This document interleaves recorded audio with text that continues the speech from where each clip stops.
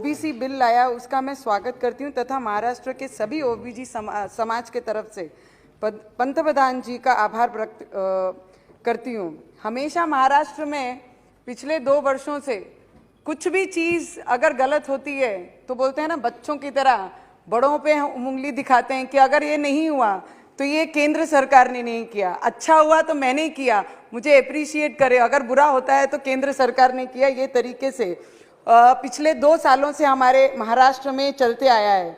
और जिस तरीके से ओबीसी समाज के लोगों को आरक्षण नहीं मिल रहा था, परंतु आज केंद्र सरकार द्वारा ऐतिहासिक निर्णय लिया गया और उसकी जितनी प्रशंसा की जाए उतनी ही कम है। और उस बिल के माध्यम से ओबीसी समाज के साथ साथ मराठा और धनगर समाज के लोगों को भी अधिकार और न्याय मिलेगा। महाराष्ट्र के सभी ओबीसी समाज के लोगों को शिक्षण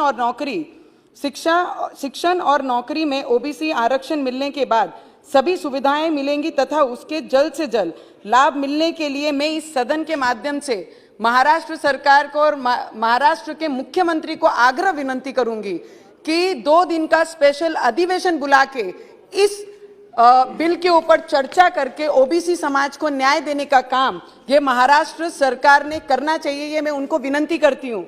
I have just heard the opposition leader has spoke in the morning itself about this bill.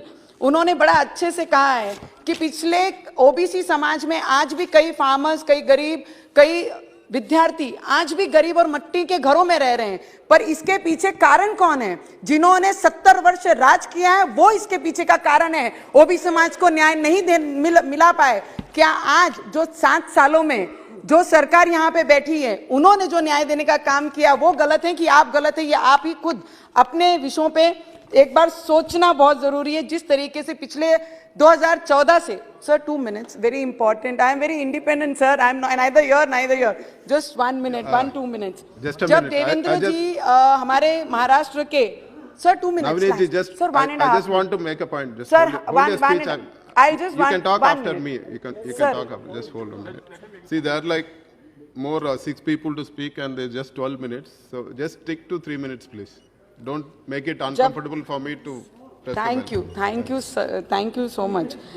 जब देवेंद्र सरकार जी की सरकार, हमारे बीजेपी सरकार जब थी और मुख्यमंत्री देवेंद्र जी थे, उन्होंने एक स्पेशल ओबीसी विभाग बनाया गया था तथा इसके ओबीसी मंत्रालय का दर्जा दिया था। ये पहला ऐसा राज्य है जहां पे आईएएस ऑफिसर नियुक्त किया था। और ओबीसी के लिए जो काम देवेंद्र जी ने किया, कोई भी राज्यों में ऐसा अभी तक मंत्रालय जिसको मंत्रालय का दर्जा मिले, ऐसे कोई भी राज्य में अभी तक नहीं हुआ है।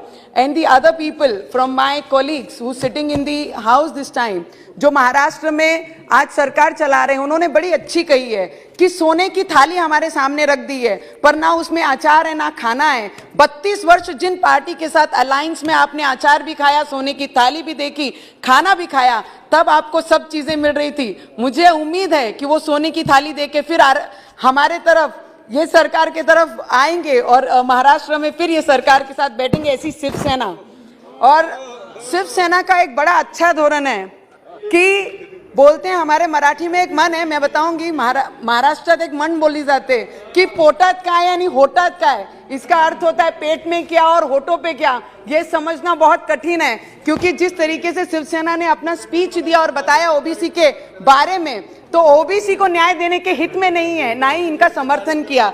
ऐसी ये सरकार है। Sir last 1 minute sir, I just thanks प्रधानमंत्री जी एंड दी मंत्री जी जो यहाँ पर हैं, जिन्होंने ये बिल लाया ओबीसी को न्याय देने के लिए, पिछड़े वर्ग को समझने के लिए। और ऑपोजिशन लीडर ने कहा कि ये आवाज सुनकर, सर लास्ट 30 seconds सर మీరు కూడా తెలుగువాడే నేను కూడా తెలుగువాడే, మీరు చైర్ లో కూర్చొని కాబట్టి నాకు 1 minute ఇవ్వండి, 1 minute। और जिस तरीके से सर, जिस तरीके से ऑपोजिशन वाले ने कहा कि I am from Maharashtra, I am proud of Maharashtra, but I am half part of Andhra and Telangana also, madam. But मैं आपको बहुत बहुत दिल से धन्यवाद करूंगी कि ओबीसी की आवाज सुनकर जो अधीर रंजन जी ने कहा